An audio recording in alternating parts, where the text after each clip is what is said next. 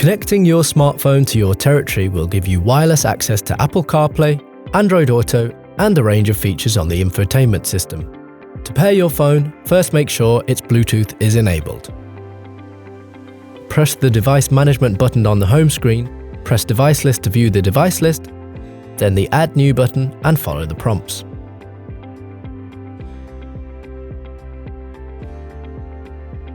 Now your phone is connected. Note that some devices may still require a cable to connect to Android Auto, so just plug in and you're good to go. The central screen on your territory houses a large range of settings and features. On the home page, you'll find several key navigation buttons.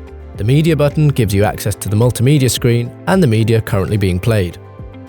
The vehicle settings button gives you access to settings for vehicle information, vehicle safety, body settings, and ambient lighting.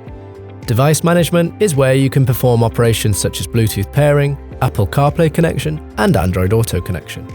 A vertical menu to the left-hand side of the screen gives you control over your audio settings, audio source selection, infotainment settings, and phone settings.